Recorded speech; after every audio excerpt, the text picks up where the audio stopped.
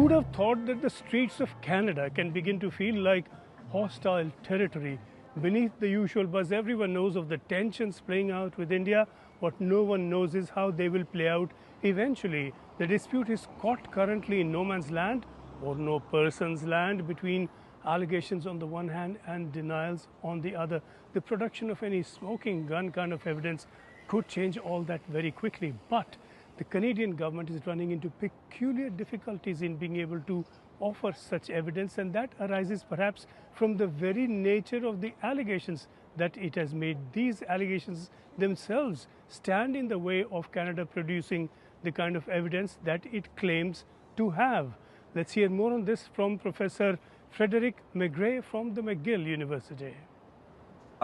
Why is the evidence not disclosed is an interesting question. One of the reasons may be that Canada doesn't want to reveal its sources and how it obtains that information.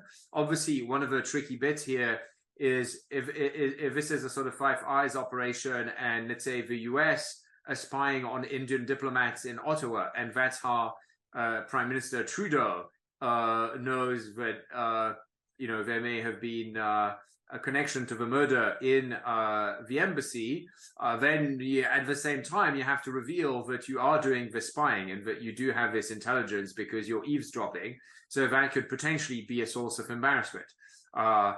Some might point out, well, then if that was the risk, why didn't you just bring this up bilaterally, confidentially, right? So why go public? And that's a question to which we don't have the answer at this stage. So if it's the Five Eyes intelligence that these allegations are based on, and the all-seeing eye other than that of Canada is that of the US, it will be difficult then for the US to acknowledge that it has been snooping on Indian diplomats in a third country, and it will be just as difficult, if not more, for Canada to seek to present that intelligence as evidence in court.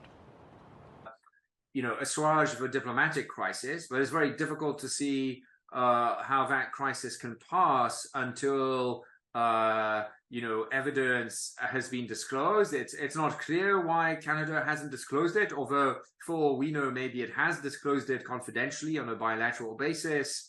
The US and Canada may present all they can confidentially and bilaterally, but this is a murder case. This will need hard evidence, and this is the kind of evidence that will need to be produced through investigation, to then be presented to prosecution, to be presented in a court, to then convince the jury to eventually secure a conviction. This investigation is being carried out by the Royal Canadian Mounted Police, and 3.5 months after the murder, we do not have an arrest in this case yet. If the RCMP had a prima facie case against people for murdering someone on Canadian soil, they would have already arrested him, right? It's that simple. So if they haven't arrested anyone, it's either that they, it could be that they can't find the person, or quite plausibly that they don't know who they're looking for. They just don't have an identity.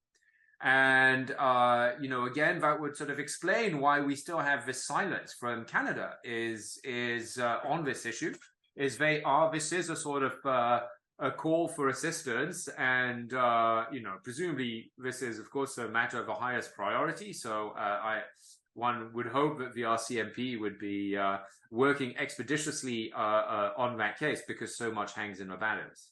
The position of the US and Canadian governments is that India has the answer. India's position is that it does not. External Affairs Minister Jaishankar said in Washington last week that this sort of thing is not India's policy. This kind of impasse certainly cannot continue indefinitely. There will either have to be some steps towards de-escalation, or we could see a bombshell that could be bigger than anything we've seen yet.